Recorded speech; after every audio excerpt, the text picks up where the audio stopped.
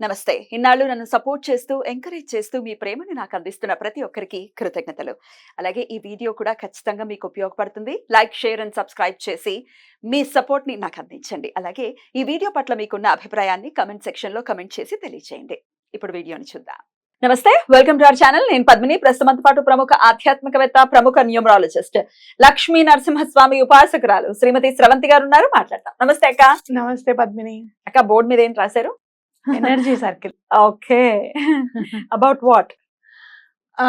చాలా పెద్ద సమస్య ఈ రోజుల్లో. ఎవరు అంత పెద్దగా ఉన్నా కూడా పట్టించుకోలేని సమస్య. పీరియడ్స్ లేట్ గా రావడం, పిసిఓడి ప్రాబ్లం వల్ల కావచ్చు, స్ట్రెస్ వల్ల కావచ్చు, లేదు అంటే ఇతర కారణాలు ఏవైనా ఉండొచ్చు. పీరియడ్స్ అనేవి సరిగా ఉండట్లేదు. ఇదివరకు మా చిన్నప్పుడు మెనోపాజ్ అంటే కూడా ఏంటో తెలియకుండా పెరిగాం, నిజంగా చెప్పాలి అని అంటే. ఎప్పుడన్నా మా అమ్మకి చాలా చిరాగ్గా, కోపంగా ఉండేది ఆ టైంలో. అరే, అమ్మకి కోపంగా ఉంది, మనం జాగ్రత్తగా ఉండాలి అని అనుకునే వాళ్ళం. కానీ అది ఎందుకు అనేది కూడా ఒకసారి మా అమ్మ డాక్టర్ దగ్గరికి వెళ్తే అది మెనోపాజ్ అంటే అదేంటి అనే క్వశ్చన్ మార్క్ రావడం, ఇది ఇలా ఉంటుంది అని చెప్పడం. అప్పుడే మా అమ్మ వాళ్ళకి కూడా అది కొత్త అనమాట వినడం. అంటే వాళ్ళ పేరెంట్స్ దగ్గర వినలేదు ఎప్పుడు కూడా. సో అలా మెనోపాజ్ వాళ్ళకే ఇబ్బంది అని ఉండేది. ఇప్పుడు అలా కాదు. కాలేజ్లో ఇంటర్మీడియట్ చదువుతున్న పిల్లలకి సైతము పిసిఓడి ఉండడము, ఒకసారి డేట్ రాగానే కంటిన్యూగా 20 days వరకు బ్లీడింగ్ ఆగకపోవడం, ఇలాంటివన్నీ కూడా నాకు దాని దగ్గరికి వస్తున్న సమస్యలు. అయితే ఒక జర్నల్లో నేను చదివింది ఏంటి అంటే, వ్యాక్సినేషన్స్ వల్ల కూడా, అంటే ఇప్పుడు మనం కోవిడ్ వ్యాక్సినేషన్ అవన్నీ వేసుకున్నాం కదా, దానివల్ల పర్యవసనాలు కూడా ఇట్లా పీరియడ్స్ సరిగ్గా రాకపోవడం, ఇర్రెగ్యులర్ అయ్యాయి అని చెప్పి నేను చాలా చదివాను దాని గురించి. సరే, ఇతర కారణాలు ఏమున్నా కూడా మనకి కాస్మిక్ ఎనర్జీ అనేది గనక మనం కరెక్ట్ గా తీసుకుంటే గనక, హెల్ప్ తీసుకుంటే, మెడికేషన్ తీసుకోవద్దని నేను చెప్పట్లేదు, కాస్మిక్ ఎనర్జీ నుంచి మనం హెల్ప్ తీసుకుంటే గనక మనకి తప్పకుండా ఆ హెల్ప్ అనుగ్రహంగా మారుతుంది, మనకున్న ప్రాబ్లమ్స్ క్లియర్ చేస్తుంది అని మనం చెప్పుకోవచ్చు అన్నమాట. ఎట్లా తీసుకోవాలి మరి హెల్ప్? ఇలా మీరు ఎనర్జీ సర్కిల్ ఒకటి వేసుకోండి. మీకు అట్లా సిస్టమ్ లో గనక వేయగలిగితే, మీకు మనం ఇప్పుడు అంతా టూల్స్ వాడుతూనే ఉంటారు పిల్లలు చక్కగా, అందరికి కంప్యూటర్స్ ఎలా వాడాలి, పవర్ పాయింట్ ఎలా వాడాలి అనేది తెలుసు. ఒక సర్కిల్ ఇట్లా వేసేసుకోండి. జస్ట్ ఒక సర్కిల్ మీద క్లిక్ చేసి, వర్డ్ పేజ్ లో సర్కిల్ క్లిక్ చేస్తే వచ్చేస్తుంది కదా. దాని మీద మనం ఎల్లో కలర్ ని ప్రింట్ తీసుకుంటాం అన్నమాట. ఈ ఎక్కడైతే ఈ స్పేస్ ఉందో అదంతా ఎల్లో ఉండాలి. ఎల్లో ఉన్న తర్వాత మీరు ఈ స్ట్రైట్ లైన్స్ వేసేసుకోండి. వేసుకొని ఈ నెంబర్స్ గానీ, స్ట్రైట్ లైన్స్ గానీ పింక్ కలర్ వాడండి. ఓకే, పింక్ కలర్ వాడండి.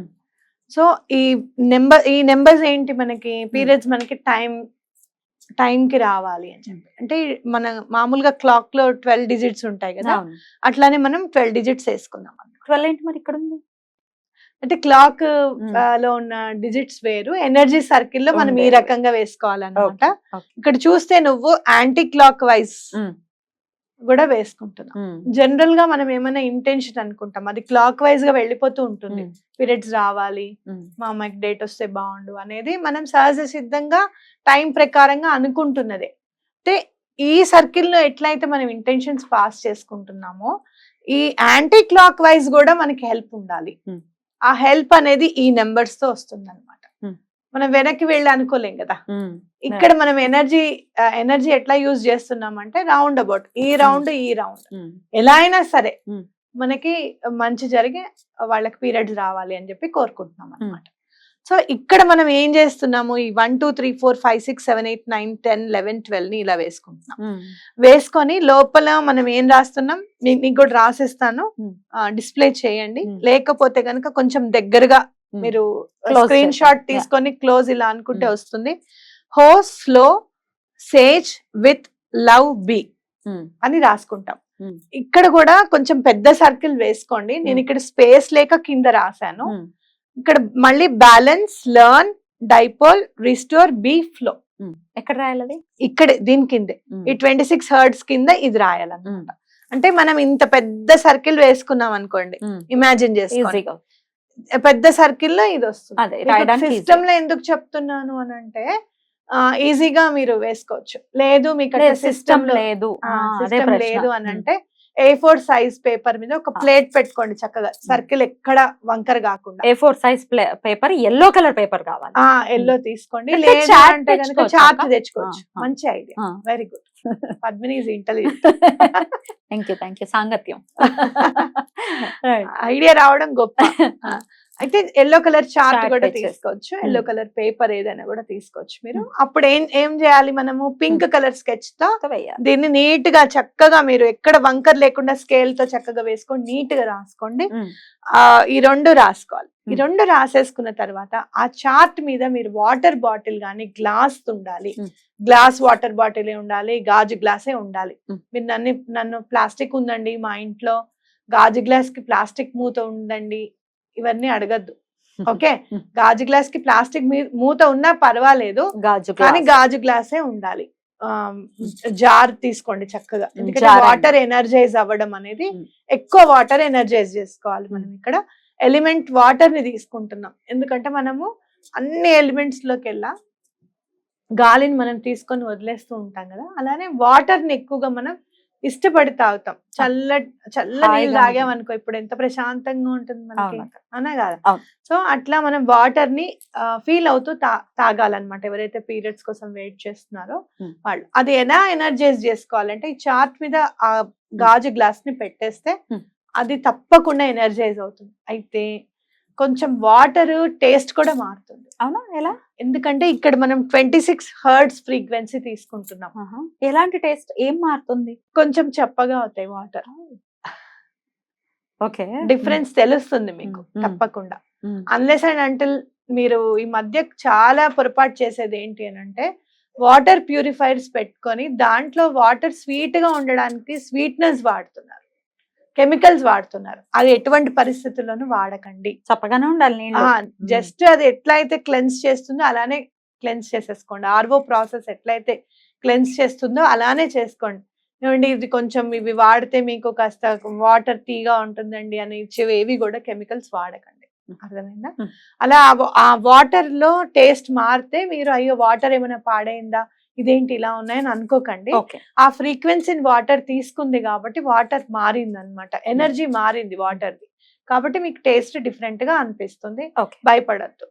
ఆ వాటర్ ని చక్కగా రోజంతా తాగడం అన్నమాట. సో ఆ చార్ట్ కింద ఉంటుంది, దానిపైన ఈ గ్లాస్ జార్ ఉంటుంది, ఆ వాటర్ ని తాగుతూ ఉండాలి డే అంతా కూడా. డే అంతా ఎటువంటి పరిస్థితుల్లోనూ మీకు 3 months లోపల పీసీఓడి ప్రాబ్లం మీరు వాడుతున్న మందులు వాడండి. దాంతో పాటుగా మంచినీళ్ళు కూడా మీరు ఎక్కువగా తాగుతారు. జార్ వాటర్ అనే వరకల్లా ఇప్పుడంటే మనం తాగుతాం పద్మిని, ఎండాకాలము 3 liters వాటర్ తాగుతాం. కానీ నేను గమనించాను ఒక రోజు కూర్చొని, ఎండాకాలం కూడా మనం మాక్సిమం 1.5 కంటే ఎక్కువ తాగట్లేదు. మనకి బాగా దాహం వేసినప్పుడు గుర్తు పెట్టుకొని తాగితే. అలా కాదు, every lady should take 3 liters of water కంపల్సరీగా తాగాలి. ఆ 3 liters ఆఫ్ వాటర్ గుర్తు పెట్టుకొని ఆ జారే 3 times ఎనర్జైజ్ అవ్వాలి. ఒక 1 hour 2 hours, లేదు నైట్ పెట్టేసుకోండి చక్కగా, ఆ నైట్ అంతా ఎనర్జైజ్ అవుతాయి. అవి మార్నింగ్ లేచి తాగండి. సో అట్లా మీరు తీసుకుంటే మీరు వాటర్ కూడా చక్కగా తీసుకున్న వాళ్ళు అవుతారు, మెడిసిన్ కూడా చక్కగా పనిచేస్తుంది మీకు, ప్లస్ ఈ ఎనర్జీని కూడా మనం తీసుకుంటాం. 3 months తర్వాత ఆ చాట్ ని ఏం చేయమంటారు? 3 months తర్వాత మీరు ఏం చేస్తారు, ఇంకా నార్మలైజ్ అయ్యేదాకా వాడుకోవచ్చు. నార్మలైజ్ అయ్యేదాకా వాడుకోవచ్చు. అయితే అదేమైనా పాడైపోతుంది అలా ఏం అనుకోకండి. పాడైపోతే మళ్ళీ తయారు చేసుకోండి. పాడైపోయిన చాట్ ని ఏదైనా నీళ్ళల్లో కానివ్వండి, చెరువులో కానివ్వండి వేయండి, తొక్కని జాగాలో. అది ఎవరన్నా తొక్కేస్తున్నట్టుగా అట్లా కాకుండా వాటర్ లో వేస్తే దగ్గరికి అయిపోతుంది కదా, అప్పుడు చెట్లలో వేస్తే సరిపోతుంది. పింక్ కలర్ పెన్ ఇవాళే వచ్చిందక్క ఈ సందేహం. ఒకరు గ్రీన్ కలర్ పెన్ అన్నారు, అంటే పెన్నుకు గ్రీన్ కలర్ ఉండాలా, ఇంకుకు గ్రీన్ కలర్ ఉండాలా అని క్వశ్చన్ అడిగారు. అయితే పెన్నుకి కూడా గ్రీన్ కలర్ ఉంటుందమ్మా. నేను చిన్నప్పటి నుంచి వాడుతున్నాను. పైలట్ పెన్ అయినా కూడా పైన చిన్న చుక్క పెడతాడు వాడు, ఇది గ్రీన్ పెన్ అని చెప్పి. ఎట్లా గుర్తిస్తారు? ఇప్పుడు అందరు సైన్లు పెట్టడానికి ఉంటుంది, గబుక్కున్న గ్రీన్ పెన్ తో సైన్ చేయాలి గెస్టెడ్ ఆఫీసర్. ఆయన అన్ని పెన్లు రాసుకుంటూ కూర్చోలేడు కదా, దానికి ఒక రూల్ ఉంటుంది, ఒక చిన్న డాట్ ఉంటుంది. గ్రీన్ స్కెచ్ పెన్ కి గ్రీన్ కలరే ఉంటుంది. అవును. లైట్ గ్రీన్ కి లైట్ గ్రీన్ షేడ్ ఉంటుంది, గ్రీన్ కలర్ కి గ్రీన్ షేడ్ ఉంటుంది. అసలు ఈ కాబట్టి క్వశ్చన్ చూసుకోండి. పింక్ ఒక్కటి కలర్ ఆ అంటే క్వశ్చన్ ఎందుకు రేజ్ అవుతుందంటే పద్మిని, ఏదైనా సరే చాలా కరెక్ట్ గా చేయాలి, ఎక్కడ మిస్ అవ్వకూడదు మనము అనేటట్టుగా చేస్తుంది ఇంక్ పడటం ఇస్ ద మెయిన్ ఇది కదా, మోటో అదే కదా. అయితే పెన్ అదే. బయట బయట ఉండటం ఎట్లా ఏంటి? ఉంటే అవన్నీ మీరు ఒకటి చెప్తున్నా, అంత సూక్ష్మంగా పరిశీలించకండి. నేను చెప్పేది అది.